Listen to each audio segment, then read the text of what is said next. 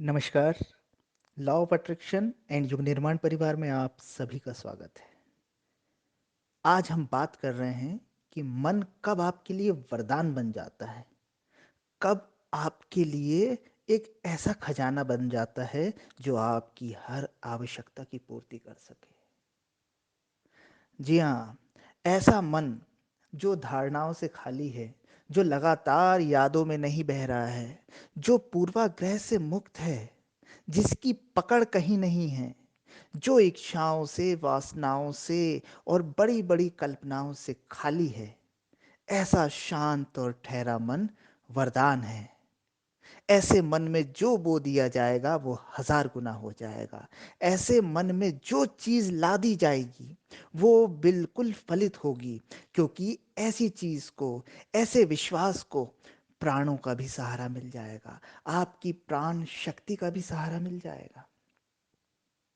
आप देखते हैं ना कि लगातार हम दिन भर सोच रहे हैं, सोच रहे हैं, सोच रहे हैं, सोच रहे हैं, और ये सोचना कहाँ से आ रहा है? आपकी यादों से, आपके अनुभवों से। आपने जो पहले अनुभव कर लिया है, चाहे देखकर, चाहे सुनकर, चाहे पढ़कर, वहाँ से। तो कोई भी चीज़ आप रिएक्ट कर रहे हैं, बस आप प्रतिक्रिया दे रहे हैं अपने पूर्व के अनुमान के आधार पर। और ऐसा मन जो सिर्फ प्रतिक्रिया कर रहा है अपनी पूर्व की स्मृति के आधार पर, पूर्व के ज्ञान के आधार पर, वो जड़ हो जाता है। वो जंग लगा मन हो गया समझिए। उसमें कोई क्षमता नहीं है, उसमें कोई रिद्धि सिद्धि शक्ति, कोई वरदान जैसी चीज हो ही नहीं सकती। वो मन बस चल रहा है एक मशीन के जैसे, जैसे एक कंप्यूटर चल रहा है ऑटोमेटेड, बस वो वैसे ही चल रहा है। और उस मन ने आपको भी जड़ बना दिया है। आपका पूरा जीवन जड़ हो जाता है।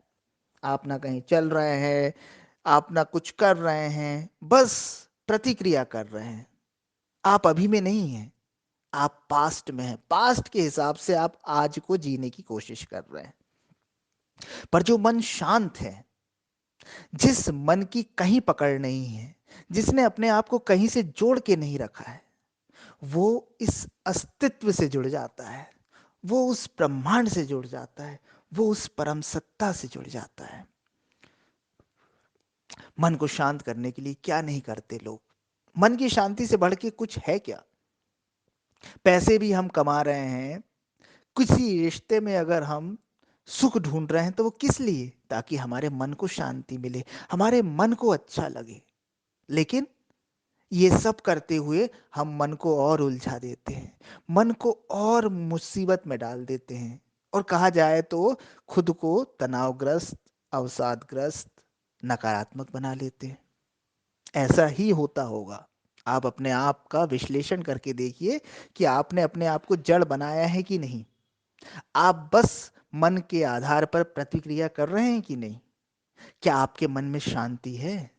क्या आपका मन स्थिर है? क्या आपका मन कल्पनाओं से मुक्त है, या लगातार सिर्फ प्रतिक्रिया कर रहा है?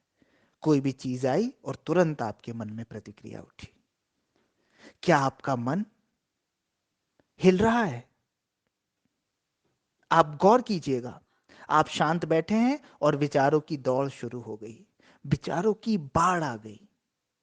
ऐसा होता है तो ये मान लीजिए कि आपका मन जंग लगा हुआ मन है, जिससे कोई भी प्रोडक्टिव चीज नहीं हो सकती, जिससे कोई भी क्रिएटिव चीज नहीं हो सकती। बस वही होगा जो आपके पास प्रोग्राम्ड मौजूद है, बस वही होगा जो आपका अनुभव है, बस वही होगा जो पीछे आपने पढ़ लिया, सुन लिया। उसी आधार पे आप आज का निर्माण करेंगे।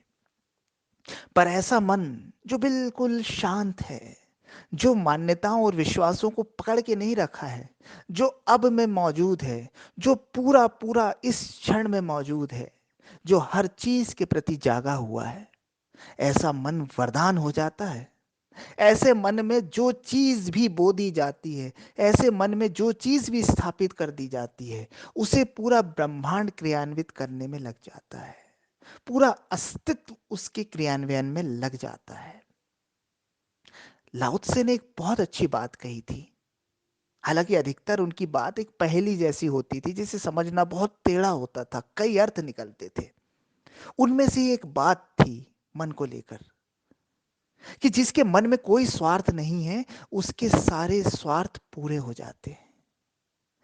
तो अगर आपके मन के कोई स्वार्थ नहीं है, मन की कोई इच्छा नहीं है, तो आपके लिए जो भी जरूरी होगा ना, ये अस्तित्व आपको प्रदान कर देगा, बिना किसी इच्छा के, बिना किसी कामना के। आपकी बेहतर से बेहतर देखभाल अपने आप हो जाएगी।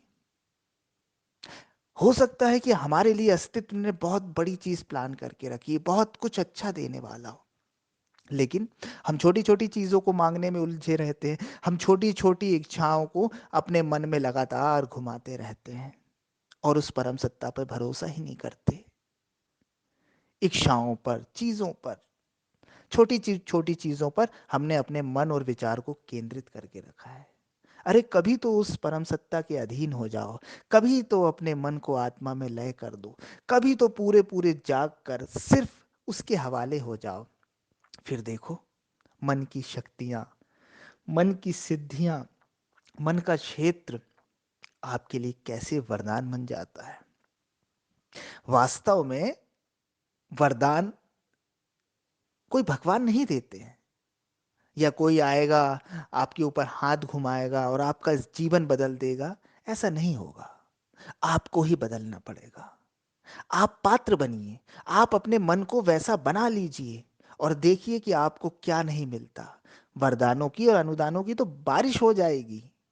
देने वाले के पास देने की कमी थोड़ी है, लेने वाले का पात्र होना चाहिए ना, लेने वाला उस लायक होना चाहिए। तो कृपया करके अपने मन को शांत रखना सीखिए, मौन रहना सीखिए। मौन सिर्फ वाणी से नहीं, विचारों से भी। पूरी तरह से शांत, हर दिन कुछ क्षण मौन में बिताएं, और ये मौन आपके मन को शांत करने लगेगा, स्थिर करने लगेगा, आपके मन में लगी जंग को मिटाने लगेगा और आपके मन को ताजा करने लगेगा, शुद्ध करने लगेगा। वो मन जो मशीनी मन बन गया है, वो मन जो बस चल रहा है, यांत्रिक हो गया है, बेहोशी में चल रहा है, जो सिर्फ प्रतिक्रिया दे रहा है और कुछ नहीं कर रहा है, ऐसा मन ठीक होने लगेगा। अगर आप कुछ समय, कुछ क्षण पूरी तरह से मौन हो जाते हैं, न वाणी, न मन, कुछ नहीं, नो माइंड की स्टेट, और ऐसे समय आपका मन उस परमात्मा से जुड़ेगा, उस परम सत्ता से जुड़ेगा।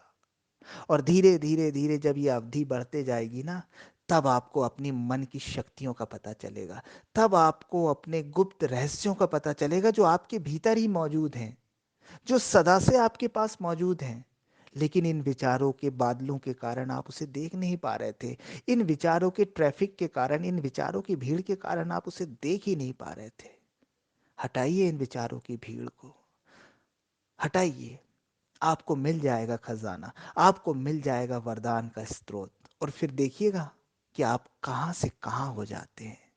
आप सफल जीवन जीते हैं कि नहीं, आप एक शांत और आनंदमय जीवन जीते हैं कि नहीं, ये सब आपके हाथ में है। ये कोई आपको करके नहीं दे सकता। अगर किसी के हाथ में ऐसा करके देने की क्षमता होती, तो वो घरों घर जाकर जरूर परमार्थ का काम कर देता और सबके मन ठीक कर देता। कोई और सिर्फ आपको रास्ता बता सकता है, चलना आपको ही होगा। धन्यवाद।